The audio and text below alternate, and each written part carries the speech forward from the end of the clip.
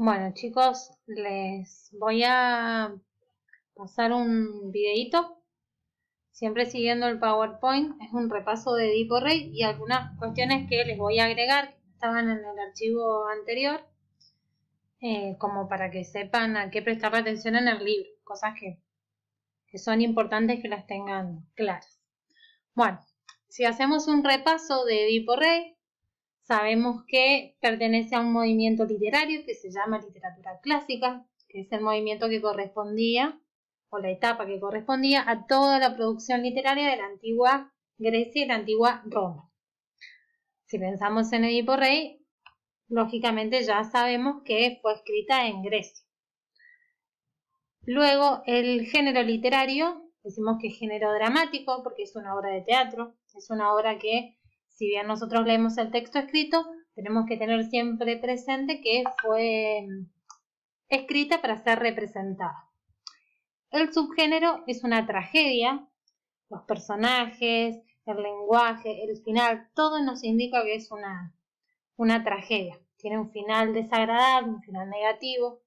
Los personajes son reyes, héroes. También podemos considerar que Edipo era un héroe tomado o inspirado en un mito, que es el que ustedes ya leyeron antes.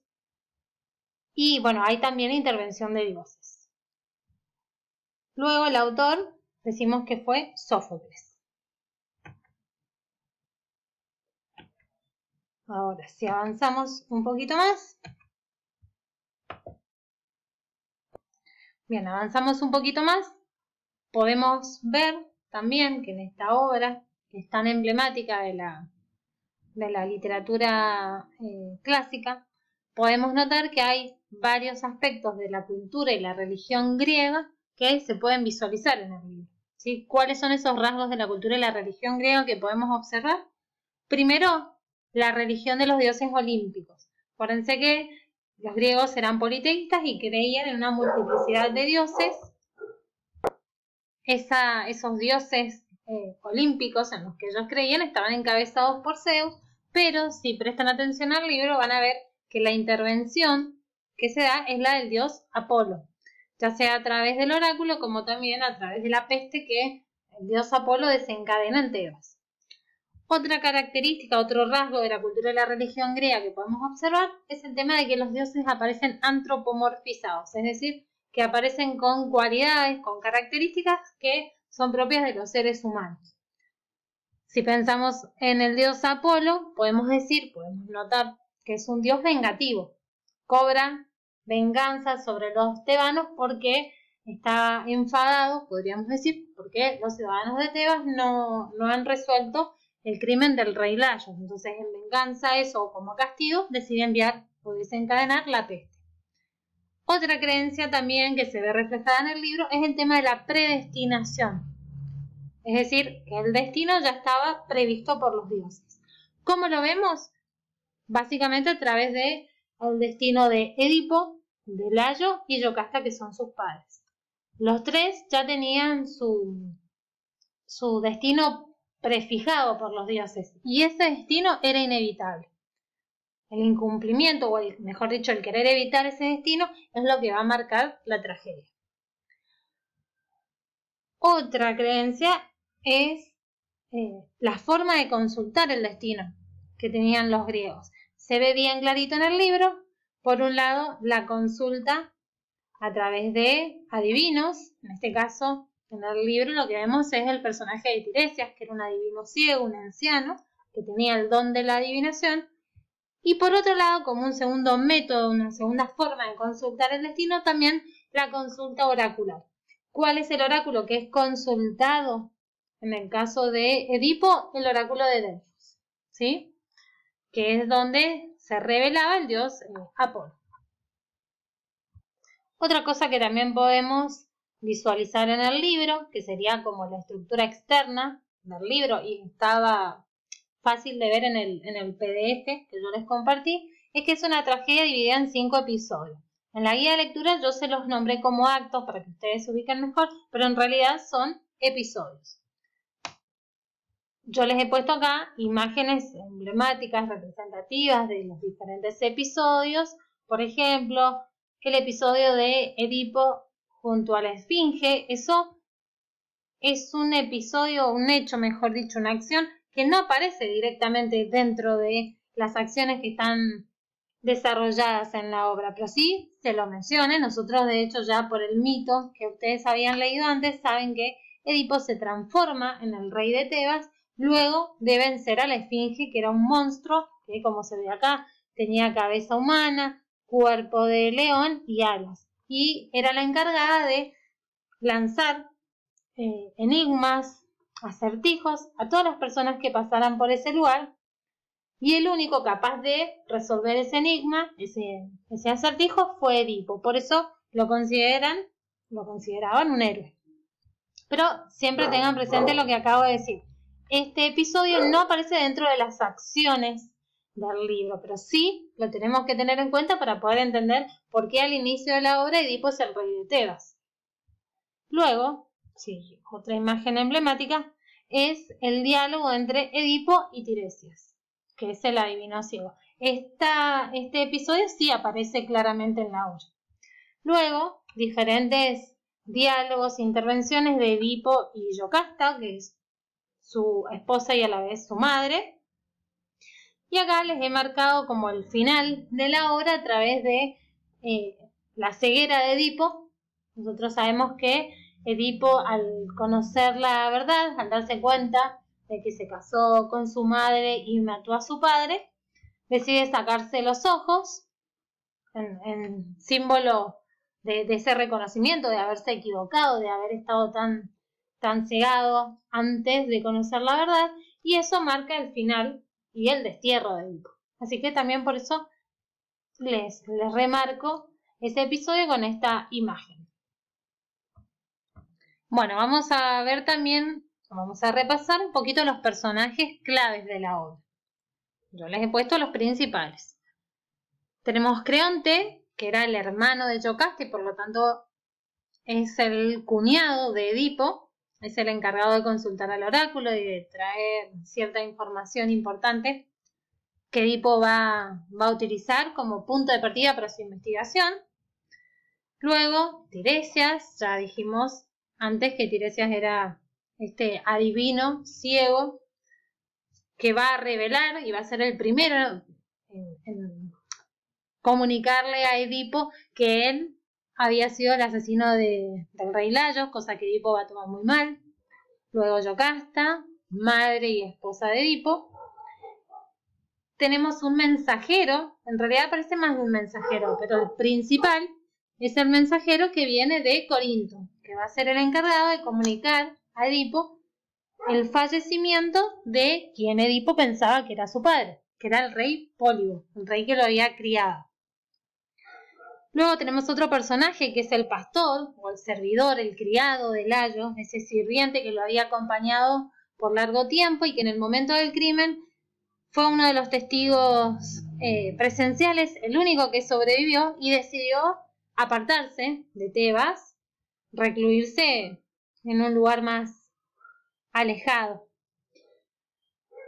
También, al igual que el mensajero, va a ser muy, muy importante por la información que le va a dar a Edipo acerca de su origen. Después tenemos al Corifeo, tiene algunas intervenciones, se llama Corifeo porque era el que dirigía el coro. Este personaje no cantaba, sino que hablaba. Y luego, el coro. El coro, ustedes pueden decir, bueno, no es un personaje, pero en realidad sí lo es, porque tiene intervenciones que son decisivas y que nosotros cuando leemos el libro nos permiten entenderlo mejor.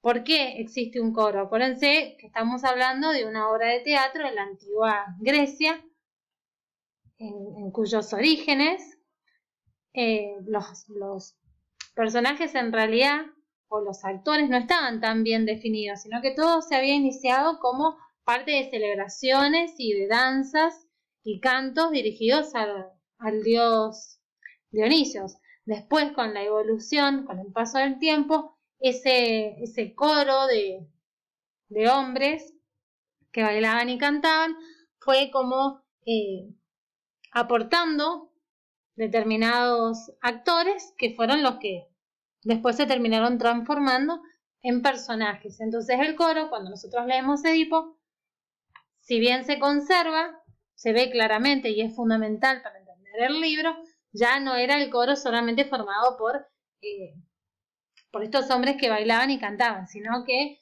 ya lo vemos acompañado de los personajes, como el corifeo y todos los otros que yo les mencioné.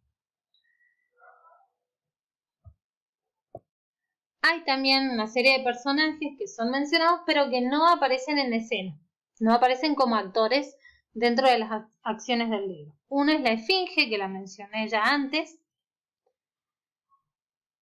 El dios Apolo no tiene una intervención directa, pero sí se lo menciona, ¿sí?, como responsable de la peste. Layo, que no aparece lógicamente porque había sido asesinado, pero sí se lo menciona. Y también Mérope y Pólibo, que serían los padres que crían a Edipo en los primeros años de su vida hasta que él parte de Corintos.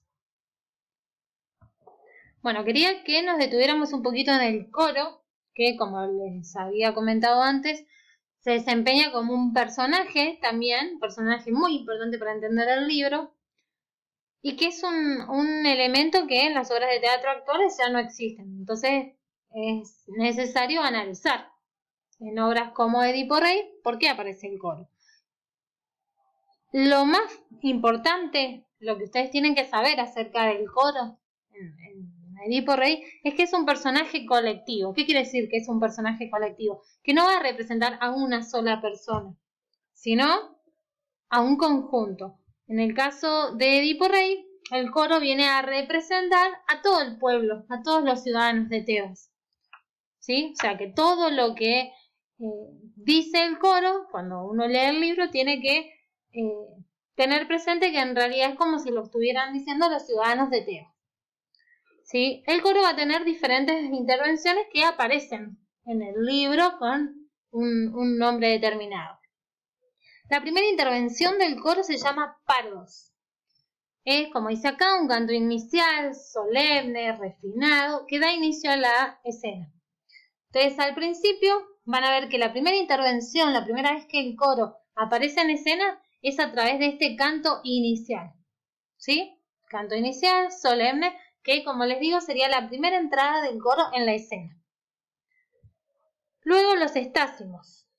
Los estásimos son cantos líricos que separan un episodio de otro. Acuérdense que antes les había dicho que Edipo Rey se divide en 5 episodios. Bueno, la separación entre un episodio y otro está marcado por otra intervención del coro, que es lo que recibe el nombre de estásimo, ¿sí? Es decir, que entre el primer episodio y el segundo aparece el coro a través de estos cantos líricos poéticos que nos sirven para separar. Imagínense que entre un episodio y otro había que cambiar vestuario, por ejemplo, en los actores. Entonces, la intervención del coro en ese momento era útil porque, bueno, es como que daba cierto tiempo a los actores para poder cambiarse de vestuario. Y otra intervención, que ya es al final, que recibe el nombre de éxodo. Como dice acá, el éxodo es un canto final que dirige al pueblo a una lección. En el caso de Edipo, el éxodo, vemos que va a entrar nuevamente en escena el coro y va a dirigir una reflexión para todo el pueblo, para todo el público que está viendo la obra, ¿sí? A través de una lección. ¿Por qué? Porque al final es cuando ya se ve el castigo que obtuvo Edipo, entonces trata de dar como una lección moral, ¿sí? Y ya con eso el coro se despide o se retira totalmente de escena y ya no vuelve a aparecer, ¿sí? Entonces es importante, si ustedes vuelven a revisar el libro, van a ver que está el Pardos, los estásimos y el éxodo, que son 3 intervenciones diferentes del coro. A lo largo de esas intervenciones, lo que nosotros vamos a ver es que el coro cambia de actitud hacia Edipo. ¿Por qué? Como les decía recién, el coro representa a todos los ciudadanos de Tebas. Entonces, al principio va a tener una mirada de Edipo como el protector, va a pedir ayuda, al igual que a los dioses, pero luego va a tener una mirada más crítica y va a juzgar más a Edipo al ya revelarse todo esto de que Edipo fue soberbio, que